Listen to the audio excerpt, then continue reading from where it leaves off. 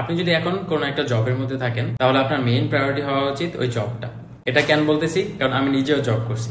এখন জবের মধ্যে আপনার মেইন প্রায়োরিটি হওয়া উচিত যে আপনার রেসপন্সিবিলিটি আন্ডারে যে কাজগুলো আছে সেই কাজগুলো যেন আপনি টাইমলি ডেলিভারি করতে পারেন। আপনার যে প্রমিস করা টাইমলাইন অথবা আপনার যে রেসপন্সিবিলিটি ওই সময়টাতে আপনি অন্য কোনো কাজ করবেন না। Not even social media browsing, not even personal communications. কেন?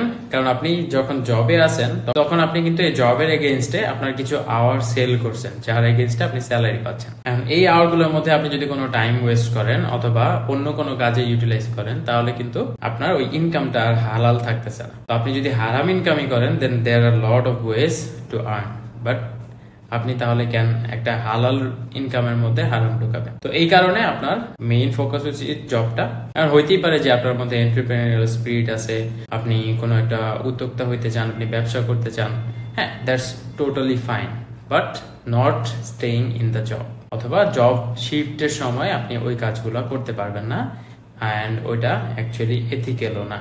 আপনি জবের পর করতে পারেন, সমস্যা নেই, কিন্তু আপনাকে এনশিওর করতে হবে যে আপনি নেক্সট দিন যেন জবে এক্সস্টেড ভাবে না যান। আপনি আপনার পার্সোনাল প্রজেক্টে সারা রাত কাজ করছেন, সকালে গিয়ে অফিসে গিয়ে ঝিমাচ্ছেন, অফিসে গিয়ে আর কোনো কাজ করতে পারতেছেন না, আপনার মাথা কাজ করতেছে না। অথবা আপনি পার্সোনাল প্রজেক্টে ফোকাস করতে গিয়ে অথবা জবের মধ্যে এসেও আপনি পার্সোনাল কমিউনিকেশন করতে গিয়ে বাকি সময় ওই জবের যে প্রমিস করা কাজগুলো ডেলিভারি করার কথা ওইগুলো আপনি হয়তো করতে পারেন। এইসব কারণে আপনার ইনকামগুলোর মধ্যে কিন্তু হারাম ঢুকে যাচ্ছে। তো এই কারণে আপনি চেষ্টা করবেন জবের মধ্যে, জব শিফটের মধ্যে এইসব কাজ না করতে।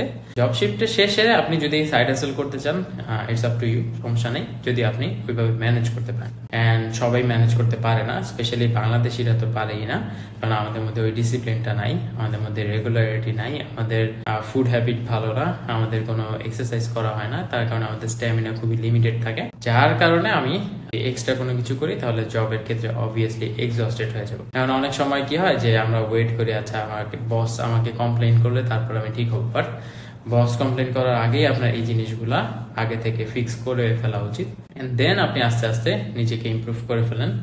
এন্ড যদি আপনার মনে হয় যে না আপনি এন্টারপ্রেনিউরিয়াল জার্নিতেই আগাবেন, ইটস ফাইন, আপনি জাস্ট জবের ক্ষেত্রে প্ল্যান করেন যে আচ্ছা আমি এই জবটা 6 মাস করবো বা 1 বছর করবো, দেন আমি আমার বিজনেসে সময় দিব, সমস্যা নেই। কিন্তু জবে থাকা অবস্থায় আপনি যদি সাইড হাসেল করতে গিয়ে জবটাকে প্রায়োরিটিতে না রাখেন তাহলে জব ফিল্ডে আপনি গ্রো করতে পারতেছেন না, আপনার আর আপনার বসের মধ্যে একটা টক্সিক রিলেশনশিপ ক্রিয়েট হবে। যতক্ষণ পর্যন্ত না কেউ এখান থেকে এক্সিট নিতেছে ততক্ষণ পর্যন্ত জিনিসটা টক্সিকই থাকবে। তো ইউ ডোন্ট ওয়ান্ট দ্যাট।